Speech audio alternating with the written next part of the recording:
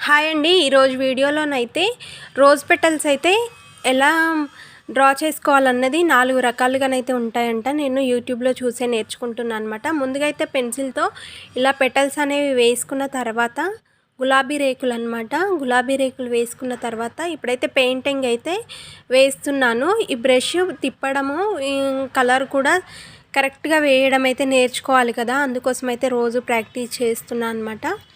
First అయితే red colour 70% అయితే వేసుకున్న తర్వాత ఈ పెటల్స్లో 70% నుండి 80% వరకు ఇలా ఫిల్ చేసుకోవాలి. చేసుకున్న తర్వాత బ్రష్ అనేది కొంచెం ఒక్కసారి వాష్ చేసుకొని ఇప్పుడు వైట్ కలర్ వేసుకోవాలి.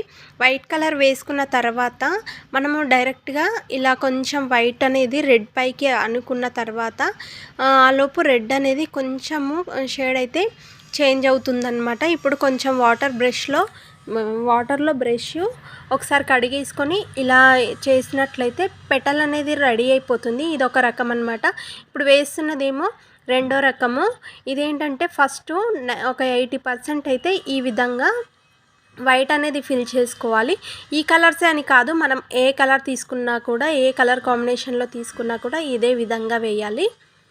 వైట్ అయితే ఒక 80% వేసిన తర్వాత ఒక 20% వరకు అయితే ఇలా రెడ్ అనేది వేస్తున్నాను. రెడ్ మనము బ్రష్ అనేది నీట్గా కడుక్కోవాలన్నమాట. కడగకపోతే మొత్తం పెటల్ మొత్తం రెడ్ అయిపోతుంది. కడిగేసిన తర్వాత ఇలా జస్ట్ స్ప్రెడ్ చేస్తే సరిపోతుంది.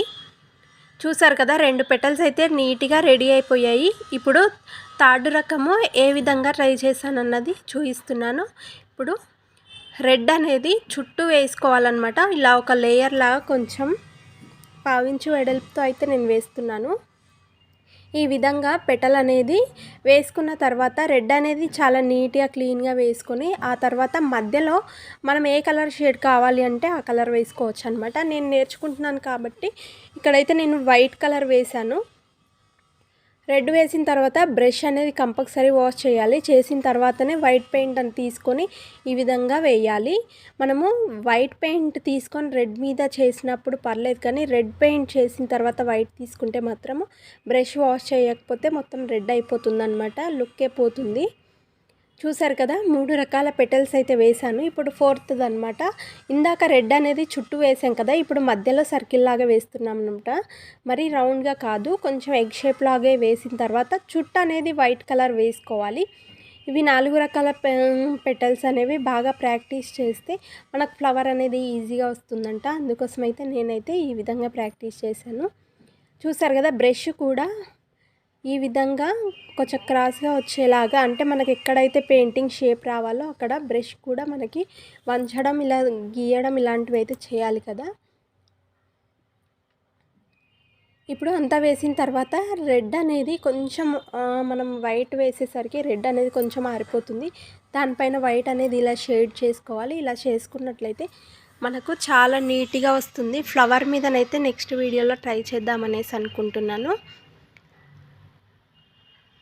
ఎలా ఉందనేది కింద కామెంట్ సెక్షన్లో కామెంట్ చేయండి. సబ్స్క్రైబ్ చేసుకోండి. మరి రోజు ఇలాంటి వీడియోస్ అయితే కుదిరినప్పుడల్లా చేస్తూ ఉంటాను. నేను నేర్చుకున్నట్టుగా ఉంటుంది కదా, అందుకోసం అని చెప్పి ఈ వీడియో అయితే పోస్ట్ చేశాను అనమాట.